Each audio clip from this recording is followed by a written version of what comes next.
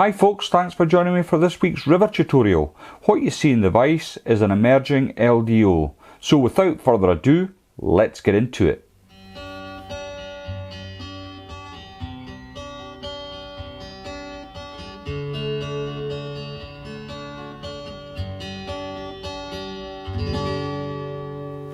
The hook in the vise then is a Hanak H130 barbless hook. This one's at size 12 and it's on a fine wire in black nickel.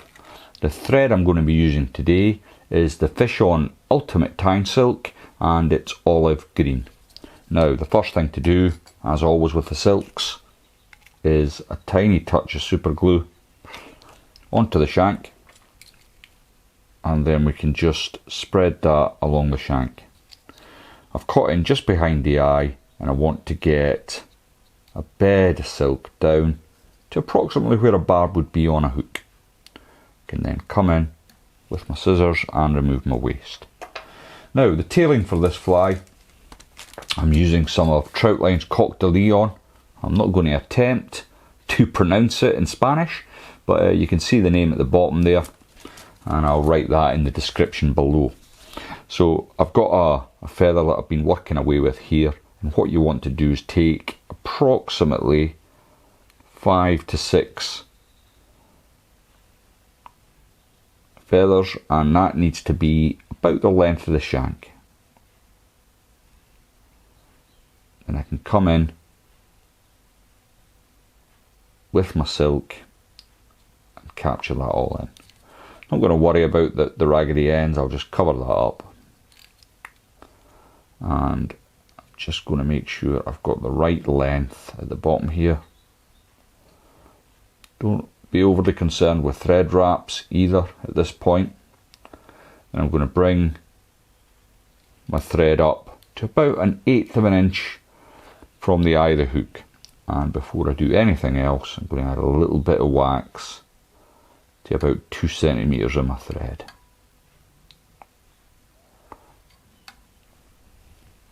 Next, we're going to add in a CDC wing.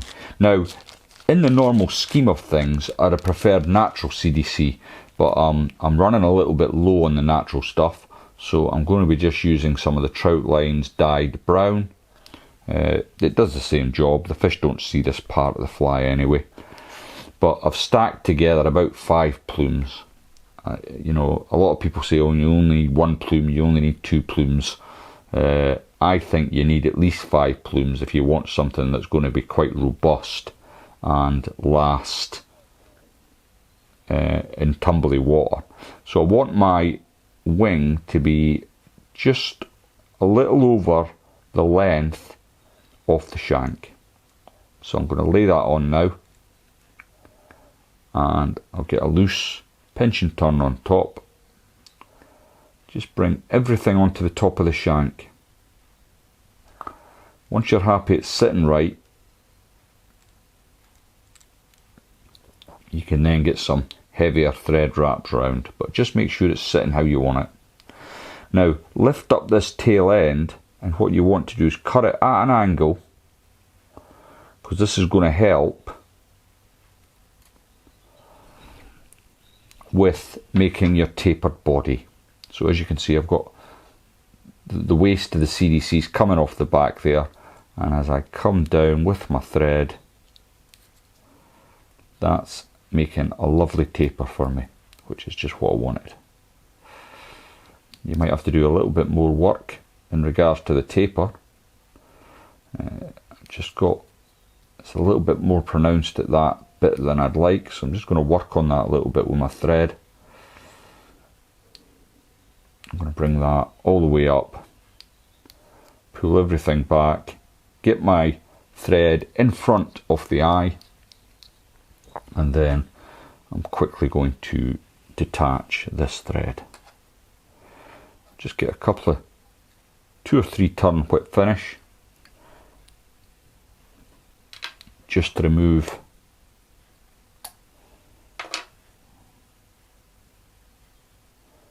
my thread. And next I'm going to come in with some, I think this is Hends, it is Hends body quill. Oops, just pop that. This is BQ35. Now if I just pop that back on, it's basically an olive translucent quill. And what I want to do is catch that in just where my wing starts. Now it does have a tendency to twist up, so like UTC thread, every now and again, to get it to behave, you've just got to give it a little twist anti-clockwise. Still got the tag end here because I'm going to use that as a guide to make sure I'm getting nice touch and turns all the way down. You can see it's just trying to misbehave there, and you've got to be the boss of it.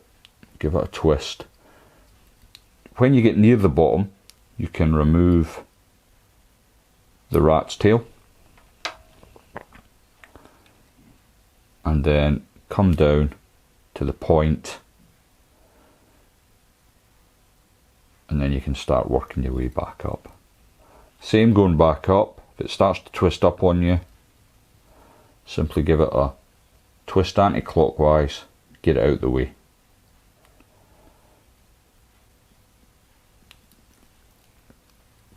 Now again, I'm going to bring this to the front of the fly, and very carefully, because it's not as robust as thread, lift your CDC out the way, couple of turns, and it's just to hold it into place because we're going to come back in with our tyne silk in a second. There we go. So that's the body materials done. Now it's pretty robust, especially as it's tied in like that, so I'm not going to need any resin or super glue or anything to secure the body, and I don't want to add any more weight to this emerging pattern. So we've got to bring back our ultimate tyne silk in olive. I'm going to pull all that back, get a couple of turns in front to hold it into place, and then I'm going to come in behind the CDC. I'll just exaggerate what I'm doing there, coming in behind, and then I can come in and remove the waste with my snips like so. So far so good. Next then, for the thorax, what I'm using is, so if you watch the channel at all, you'll know that I'm a big fan of Snowshoe. Now what I like about this, it's just so versatile. These top fibres you can use as winging, but if you get inside it, what you find is some really nice, soft, highly floatable dubbing. And I've just pulled out some there from inside the Snowshoe, and it's really nice. It's there's nothing quite like it actually. Somebody, I did a video a while back with some Snowshoe, and one of the comments was, there is nothing more photogenic than Snowshoe, and I would have to agree with that. So I've got my little bit of Snowshoe. You don't need a great deal, and once I locate my bodkin needle, I'm going to split my thread. So while I've been yabbering on, the thread should have spun out nicely. Just put the needle in at the back of it, and then you can split your thread quite easily. Then I can capture my Snowshoe in.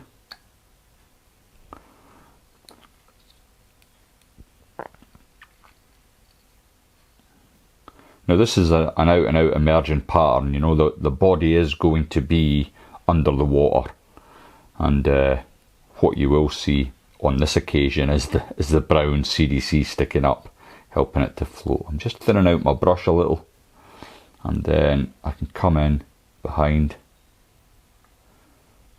couple of turns behind the CDC, pull everything back, and you should get a couple of turns worth in front, like so. And that's looking cracking. So next then, just to finish off, a little bit of resin onto your thread, and we can whip finish it. I just hope actually that when they do review life at the end of March, as they're planning to do, that we do get a chance to get out and use these, or I'll be looking at my late summer dry flies. Yeah, it doesn't bear thinking about really. Okay, so just remove your thread, then you can give it a blast with your torch.